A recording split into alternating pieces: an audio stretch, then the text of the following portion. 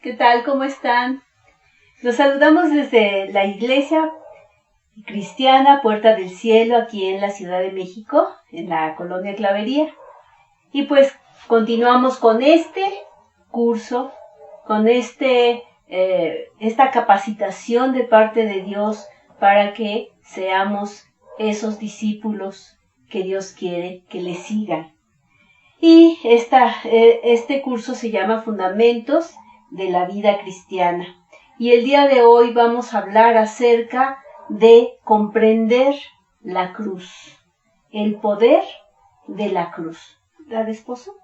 Así es, vamos a comprender la cruz, qué importancia tiene, y vamos a ver específicamente en esta clase que esta cruz en la cual murió nuestro Señor tiene poder, y ese poder nos lo está delegando, Él hizo una obra tremenda en la cruz, que gracias a la cual nosotros podemos tener una vida diferente, y vamos a ver la razón por la cual esto es así. Entonces vamos a ver algunas escrituras. Voy a empezar con unas y después va a seguir la esposa. En 1 Corintios 1, 17 y 18 dice: pues no me envió Cristo a bautizar, sino a predicar el Evangelio. Está hablando el apóstol Pablo. No con sabiduría de palabras, para que no se haga vana la cruz de Cristo. Porque la palabra de la cruz es locura a los que se pierden, pero a los que se salvan, esto es a nosotros, es poder de Dios. Es de lo que estamos hablando. Dice Gálatas 6:14, pero lejos esté de mí gloriarme, sino en la cruz de nuestro Señor Jesucristo, por quien el mundo me es crucificado a mí, y yo al mundo. Y en Isaías 53, 3 al 5 dice: despreciado y desechado entre los hombres, varón de dolores, experimentado en quebranto, y como que escondimos de él el rostro, fue menospreciado y no lo estimamos. Ciertamente llevó él nuestras enfermedades, sufrió nuestros dolores, y nosotros le tuvimos por azotado, por herido de Dios y abatido. Mas él herido fue por nuestras rebeliones, molido por nuestros pecados. El castigo de nuestra paz fue sobre él, y por su llaga fuimos nosotros curados. Muy interesante, ¿no? Porque esta es una profecía, ¿cuántos años? 600 años 600, antes. 700 años antes. Antes de que viniera el Señor Jesucristo a la tierra, y ve, lo describió tal y como sucedió. Tal y como sucedió, así es. Tenemos también en el Nuevo Testamento algunos textos, por ejemplo en Filipenses 2, del 5 al 8. Haya pues en ustedes este sentir que hubo también en Cristo Jesús, el cual, siendo en forma de Dios, no estimó ser igual a Dios como cosa a que aferrarse, sino que se despojó a sí mismo, tomando forma de siervo, hecho semejante a los hombres, y estando en la condición de hombre, se humilló a sí mismo, haciéndose obediente hasta la muerte, y muerte de cruz.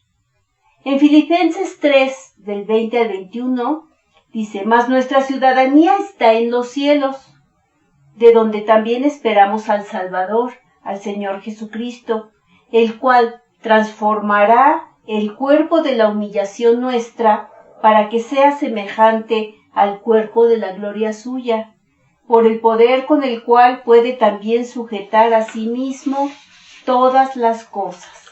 Bueno, estos son algunos de los versículos que nos van a servir de base, porque hay muchísimos. Obviamente en el Nuevo Testamento hay muchas citas, muchas referencias a la cruz, todas ellas muy importantes, porque decíamos, la cruz es la base sobre la cual gira todo el Evangelio. Esta cruz es el corazón de todo lo que creemos. Si no hubiera cruz, entonces, pues lo que estamos haciendo es nada más platicar. Todo lo que creemos, todo lo que hacemos, todo lo que decimos, no sería otra cosa más que una filosofía.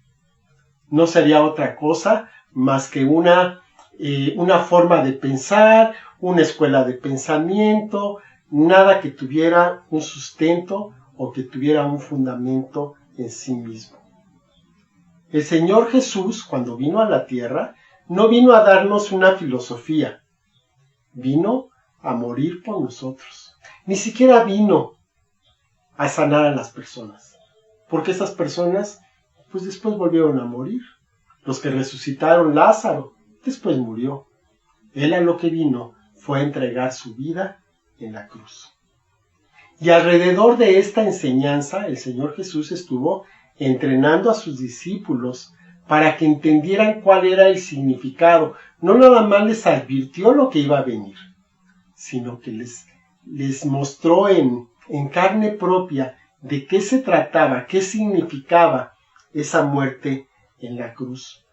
Entonces el Señor Jesús la usó como un símbolo de la necesidad que tenemos cada uno de nosotros de someternos completamente al reino y que estamos dispuestos a entregar la vida por lo que el Señor nos pida. Vamos, si el Señor Jesús entregó su vida en la cruz, ¿por qué nosotros nos ponemos difíciles? ¿Por qué si se nos pide un poco de tiempo o si se nos pide levantarnos temprano un día, pues nos resistimos y no lo hacemos? Entonces el Señor, todo lo que nos enseñó, Él lo hizo primero. Entonces, Él sabía exactamente lo que significaba el término tomar la cruz. Y Él la usó varias veces. Los discípulos no sabían de qué estaba hablando. Como que se volteaban a ver unos a otros y decían, ¿qué tiene que ver una cruz aquí? Ahora, nosotros, después de que ya pasó todo, lo podemos entender. Pero en aquel tiempo los discípulos no entendían absolutamente nada. El Señor Jesús los exhortaba a que tomaran la cruz, que lo siguieran. Pero ellos lo querían ver de una manera literal y no veían la forma en que esto encajaba con sus propias vidas. Hasta después lo pudieron comprender. Así es. Vamos a ver acerca de la agonía de la muerte. O sea, todo esto se hizo la luz. Todo esto es muy importante porque debemos entrar en esa realidad, entender verdaderamente a qué se refiere ese padecimiento de nuestro Señor Jesucristo en la cruz. Verdaderamente comprenderlo, eso nos trae un cambio radical en nuestra vida. Solo así vamos a entender cuánto costó nuestra salvación, lo que Dios logró con este sacrificio tan grande para nosotros. En las Escrituras encontramos el sacrificio de Jesús narrado con detalle, como habíamos visto en Isaías, por ejemplo, cómo está descrito con tanto detalle y para que fuera tan importante en nuestra vida, para que nosotros le diéramos el peso, el valor real que tiene para nuestra vida, para nuestro ministerio, para nuestro servicio al Señor, para nuestra vida cotidiana, para que vivamos dignamente delante de su presencia. La muerte de nuestro Señor Jesucristo es muy importante y es importante que sepamos la manera como fue llevada a cabo, porque el castigo de nosotros que debimos de haber sufrido fue en su cuerpo. Tuvo que haber tenido todos esos padecimientos, esos sufrimientos en su cuerpo fue castigado. En el Antiguo Testamento se enfatizan las circunstancias que rodearon la muerte del Señor, como lo habíamos visto en Isaías y también en los Salmos, en el Salmo 22. A veces minimizamos mucho la muerte de Jesús. Decimos, bueno, sí, pues se murió por nosotros y ya lo aceptamos como algo intelectual. Necesitamos entenderlo, sentirlo, vivirlo en nosotros, para que podamos identificarnos con eso y que podamos apreciar lo que hizo el Señor por nosotros. Si en realidad pudiéramos comprender ese horror que vivió en la cruz, sabríamos o conoceríamos la extensión del dolor de Jesús y la profundidad y grandeza de nuestro pecado. que lo hizo necesario, de que así tuviera que ser. ¿Por qué escogió Dios esa época, cuando el pueblo romano, porque los romanos eran especialistas en la tortura humana? No pudo haber sido de otra manera, no pudo haber sido con una pistola que le dieran un balazo y que se muriera. Era necesario que tuviera que sufrir de esta manera tan espantosa para que pudiera ser castigado el pecado tuyo y el mío, el de nosotros. Uh-huh. La muerte en la cruz era la forma más dolorosa, más lenta y humillante. O sea, nosotros vemos en las películas o vemos en las figuras que hacen de la cruz, la crucifixión, lo vemos con su taparrabito, ¿no? Estaban desnudos, humillados, y además él fue molido en su carne desgarrada. Era un espectáculo para la gente.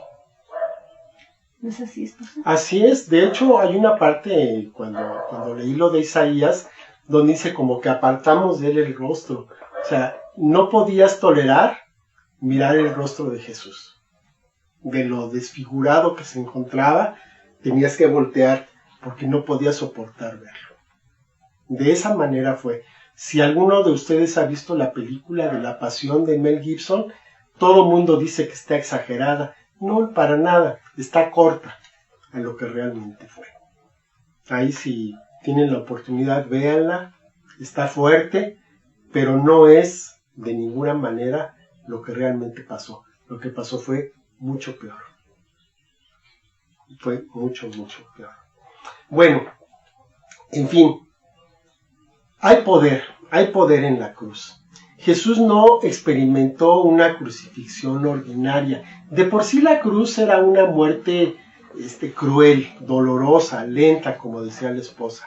Además de eso, tuvo agravantes que normalmente los condenados a la cruz no tenían. Él, además de eso, sufrió un juicio en el que todo el mundo se burló de él, empezando por Poncio Pilatos. Después los soldados lo azotaron, lo coronaron de espinas, le pusieron un manto que después se lo arrancaron, le dieron de varazos. Todo eso no estaba dentro del protocolo. O hacían una cosa o hacían la otra, pero nunca se hacían las dos. El Señor Jesús se llevó las dos. Así fue. Fue golpeado, fue desfigurado, le arrancaron la barba, le pusieron esa corona de espinas que no es la coronita ahí inocente. Eran espinas grandes de este tamaño que le clavaron a varazos en la cabeza. Entonces, todo esto no estaba dentro del procedimiento normal. Un poco antes, la noche anterior, en Getsemaní, cuando estaba con sus discípulos, el Señor se retiró a orar, ahora sí que para pedir la confirmación de parte del Padre, y el Padre se lo confirmó, y esto lo llevó a que sudara sangre. ¿Cómo es posible? Pues los vasos sanguíneos de la cabeza se reventaron por la presión. Y entonces por eso sudó sangre. Bueno, sudor pues, pero mezclada con sangre. Y por eso es por lo que dice el evangelista que sudó sangre. Cuando llegó el momento de verificar la muerte de los que estaban en la cruz, para acelerar la muerte el procedimiento era que le rompían las piernas, porque entonces ya moría de asfixia el que estaba ahí colgado, y entonces pues ya moría en pocos minutos.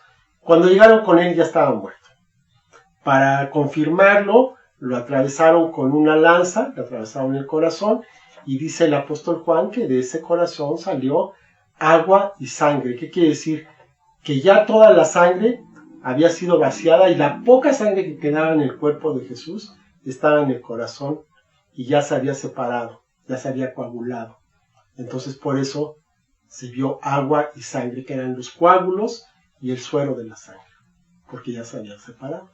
Entonces el Señor murió.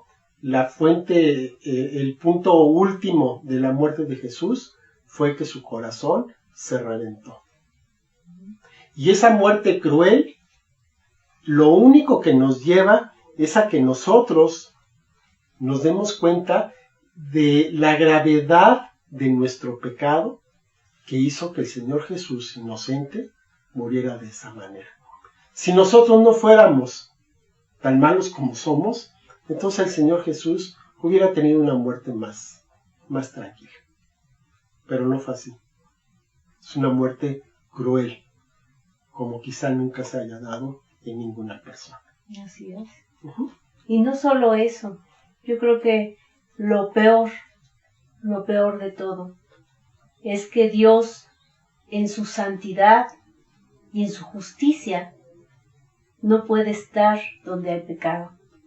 Y si Jesús se hizo pecado, tuvo que separarse del Padre. Y Jesús fue abandonado por su Padre en un momento, y esto está más allá, no podemos comprenderlo.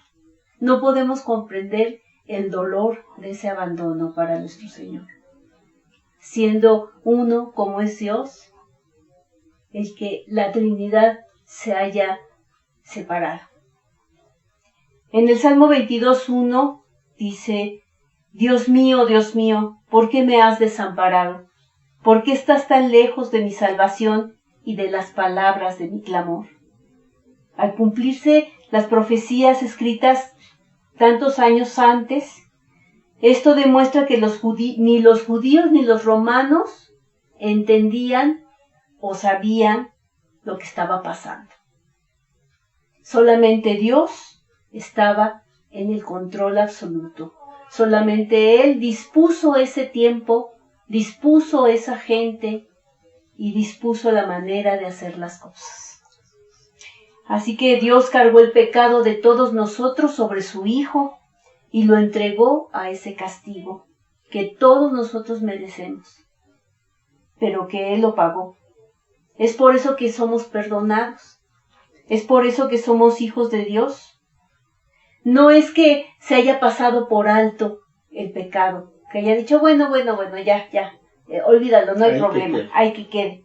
No fue pasado por alto, fue pagado y pagado con la sangre de un inocente, de nuestro Señor Jesucristo, que recibió ese castigo que nosotros merecíamos. Así que todas nuestras necesidades, todas nuestras enfermedades, las depresiones, la desesperación que el enemigo tiene para cada persona y la vida que estamos llevando, todo eso fue llevado a la cruz por nuestro Señor Jesucristo. El resultado de la desobediencia del hombre, que le dio poder al enemigo de traer tribulación y dolor a las personas, fue anulado en la cruz por la obra de la redención, porque ya no tiene derecho legal para atormentarnos. Y tú me preguntarás, entonces, ¿por qué seguimos sufriendo? ¿Por qué nos sigue molestando el diablo? ¿Por qué trae sufrimiento, enfermedad, dolor, muerte? Ya no tiene derecho legal para hacerlo. Lo que pasa es que necesitamos saberlo primero para que no nos engañe el enemigo y entonces echarlo fuera de nuestra vida con la autoridad que Dios nos ha dado, ¿cierto, esposo? Así es.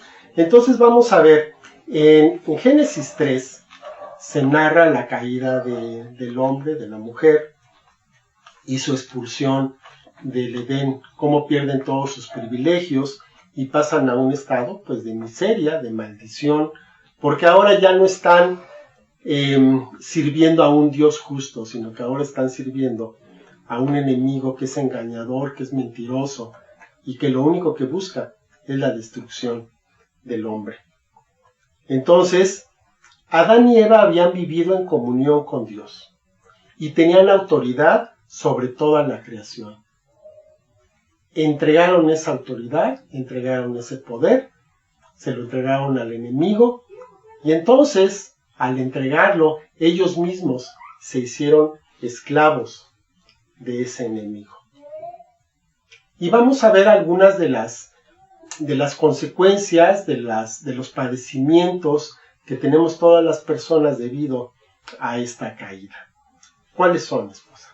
Pues la primera, la culpabilidad. Ese sentimiento de culpa, esa condenación. Adán trató de hacer responsable, de echarle la culpa a su mujer, ¿a poco no? Que dijo, la mujer que tú me diste, ella me dio de comer el fruto. ¿Y la que hizo la mujer? La mujer le dijo, no, pues es que la serpiente me engañó a mí. O sea que los dos se quisieron quitar el problema acusando a otro. Y quien finalmente aceptó fue la serpiente y recibió la maldición, ya no había quien más echarle la culpa, ¿no? El acto de culparse unos a otros ha estado presente desde entonces. Si se fijan, cuando alguien nos dice, no, es que tú me hiciste, tú me dijiste, cuando alguien nos acusa de algo, ¿qué hacemos? No, pero es que tú, o sea, se las regresamos siempre o le echamos la culpa a alguien más, pero casi siempre nosotros somos chulos de bonitos, ¿a poco no? ¿Verdad? Y entonces, ¿qué sucede? Que esto ha venido durante todo el tiempo, durante todas las generaciones y siempre ha sido un factor de división en las familias, en las iglesias y entre las personas y a veces también delante de Dios. No puede haber una reconciliación mientras no haya una aceptación de nuestra responsabilidad personal o la falta de ella, como Job. Así es. ¿No? Que Job siempre dijo, no, es que yo he actuado bien. Y le decía, no, tú búscale, amigos, ¿no? Ráscale, porque algo hiciste, ¿no? Como cuando alguien se enferma y que hay gente, ¿no? Que dice, algo hizo, ha de estar en pecado para que se enfermara, ¿no? Así muchas veces nosotros pensamos. Nuestra culpabilidad ante Dios es tan grande que no somos capaces de expiarla por nuestros propios medios. O sea, eso es imposible. Jesús vino a ser nuestro portador de culpabilidad y llevar nuestros pecados en su cuerpo y ser castigado en la cruz. Así es. También tenemos la opresión del diablo. Entonces, pues si ya no estamos con Dios, ya no tenemos su cobertura, entonces el diablo puede hacer con nosotros lo que quiera. Pero sin embargo, dice Colosenses 2, del 13 al 15, y a ustedes estando muertos en pecados y en la incircuncisión de su carne, les dio vida juntamente con él, perdonándoles todos los pecados, anulando el acta de los decretos que había contra nosotros, que nos era contraria, quitándola de en medio y clavándola en la cruz, y despojando a los principados y a las potestades, las exhibió públicamente, triunfando sobre ellos en la cruz. Quiere decir, todas las acusaciones que pueda tener el enemigo en contra de nosotros han quedado anuladas. Y esto, como decía la esposa hace un rato, ni siquiera lo sabemos. Y permitimos que nos siga acusando, que nos siga trayendo hechos pasados, que nos siga atormentando con la culpa, siendo que esta acta de decretos, esto que estaba en contra de nosotros, ha quedado anulado delante de Dios. ¿Y entonces por qué lo hace el enemigo? Pues porque es un mentiroso.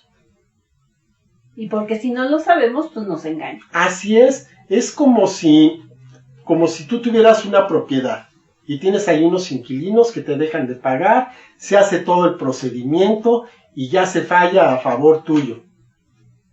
Si tú les hablas por teléfono y dicen, oigan, ya se tienen que salir porque aquí tengo el documento que me dice, ¿se van a salir? Pero por supuesto que no, se van a salir cuando vayas con la policía, cuando lo saques, entonces se van a salir. Entonces, así, el enemigo nos acusa injustamente, pero lo sigue haciendo, ¿por qué? Pues porque se lo seguimos creyendo. En el momento en que no se lo creamos, en ese momento pierde todo su poder. Wow, sí. También el dolor y el sufrimiento son esas consecuencias que hemos tenido. El dolor y el sufrimiento no son la voluntad de Dios para la humanidad. Si nos han dicho que sufriendo ya estamos pagando nuestros pecados, esa es una mentira, porque nosotros no tenemos esa capacidad de pagar el pecado si somos pecadores. ¿Con qué? Con este cuerpo de pecado, con la sangre contaminada que tenemos por el pecado, no sirve. Se necesitaba alguien con la sangre divina, con la sangre limpia, pura, pura, con la inocencia, como de un cordero, como el Cordero de Dios. Por eso este dolor, este sufrimiento es consecuencia del pecado y son la obra del enemigo por la desobediencia del hombre. Es una consecuencia, no viene de Dios. Dios usa estos medios para su propio propósito de gracia en nuestras vidas. En el reino de Dios por venir, estos elementos serán descartados. No habrá más sufrimiento, no habrá más dolor, no habrá enfermedad y la muerte será vencida, ya está vencida. Ya está vencida. Pero vamos a vivir una vida eterna. Así es. También otro problema que tenemos es la ansiedad y la preocupación. Adán y Eva tenían todo lo que necesitaban en el huerto de Edén. Todas sus necesidades estaban suplidas, pero fueron expulsados. Y llegaron a una tierra que era estéril, que no daba fruto, que estaba cubierta de espinas. Esas mismas espinas fueron las que se usaron para tejer esa corona y para ponerla en la cruz, en la cabeza de Jesús, en la cruz. Entonces, el pago de esas espinas, el pago de esa maldición, también ya fue pagado. Y entonces nosotros ya no tenemos por qué vivir en esa tierra de esterilidad, esa tierra de dolor, sino que ahora somos libres para poder caminar en el camino que Dios tiene para nosotros, porque el Señor Jesús llevó esas espinas en la cruz en la forma de una corona. Así es. Otra de las cosas sí es la tremenda, que es la muerte. La muerte es la consecuencia. Con el pecado, las personas perdimos la fuente de la vida, porque la paga del pecado es muerte. Y ese pecado, esa muerte, fue llevada a toda la humanidad. Como dice Romanos 5:12, dice, por tanto, como el pecado entró en el mundo por un hombre, y por el pecado la muerte, así la muerte pasó a todos los hombres, por cuanto todos pecaron. Sin embargo, la muerte física no significa el fin de todo. O sea, sabemos que vamos a morir, que ya está establecido que vamos a morir. En Hebreos 9, 27, 28 dice, y de la manera que está establecido para los hombres, que mueran una sola vez, y después de esto, el juicio. Así también Cristo fue ofrecido una sola vez para llevar los pecados de muchos, y aparecerá por segunda vez sin relación con el pecado, para salvar a los que le esperan. El juicio de muerte fue quitado por la muerte de Jesús, porque lo llevó en lugar de nosotros. Es decir, que la muerte ya está vencida.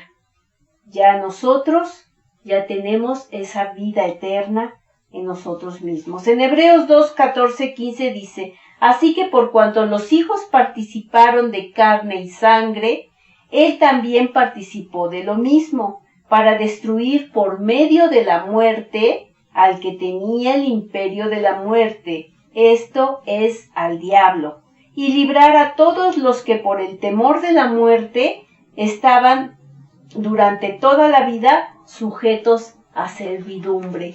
Así es que éramos esclavos del diablo, esclavos del pecado, esclavos de la muerte. Pero Jesús, al morir en su cuerpo, acabó también con la muerte. Así es. Y la última de estas consecuencias es el rechazo y la separación de Dios. Dios en su santidad no puede convivir con criaturas pecadoras como nosotros. Entonces, el hombre y la mujer son expulsados del jardín del Edén, y desde entonces la humanidad anda vagando por ahí, espiritualmente buscando la manera en que puede tener una vida digna, contrariamente a lo que era el plan que tenía Dios para el hombre. para la humanidad. Este rechazo trajo una separación entre Dios y las personas. El hombre ha tratado de acercarse a Dios a través de las religiones, pero es inútil. Nada de lo que haga el hombre puede alcanzar a Dios. Más bien Dios encontró la manera de acercarse Él al hombre a través de la encarnación, del nacimiento y de la muerte de nuestro Señor Jesucristo. Entonces, Jesús fue abandonado en la cruz. Fue rechazado por el Padre como nosotros lo fuimos, pero lo hizo por nosotros. Y cuando Él se llevó el pecado de todos, en ese momento, eso que nos separaba a las personas de Dios fue quitado del medio. Y entonces nosotros ahora tenemos libre acceso al Padre. ¡Wow! Muy bien. Pues vamos a ver este poder de la cruz. ¿Cuál es? El poder de la cruz está en el hecho de que Jesús llevó todos los elementos que mencionamos en su persona en la cruz. Y de esta manera rompió el poder que tenían. Venció al enemigo y su poder, quien quiere usar todo esto para destruir a la humanidad. O sea, nuestro enemigo es el diablo y nos odia y él quiere destruirnos, pero el Señor ya lo venció. No es suficiente maravillarse por esta obra, es necesario recibirla en nuestra propia vida para que sea efectiva, para que sea una experiencia real, no un conocimiento intelectual.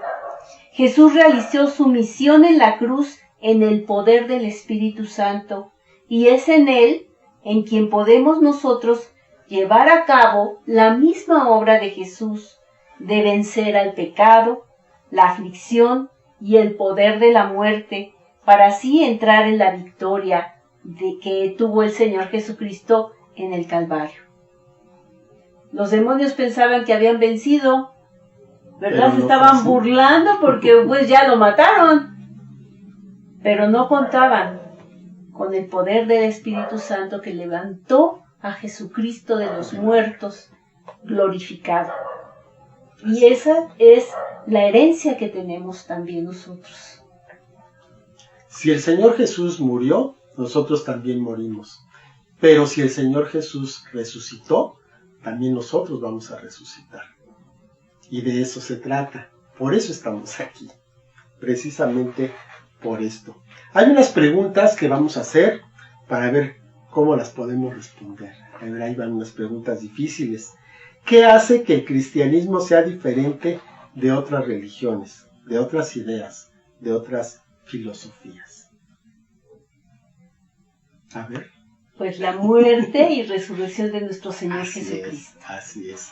Detrás de todas las demás religiones, de todas las ideas, de todas las filosofías, hay una persona. Pero esa persona murió. Y si no ha muerto, pues va a morir. Y ahí se va a quedar. Esa es la gran diferencia. Esa es la gran diferencia. En cambio, Jesucristo es la primicia de lo que nosotros va a suceder con nosotros. Porque otra vez, si Él resucitó, nosotros también vamos a resucitar. ¿Por qué tuvo que morir Jesús en la cruz? Porque nosotros no podíamos pagar nuestros pecados. Dios mismo se hizo carne y Dios mismo murió por nosotros.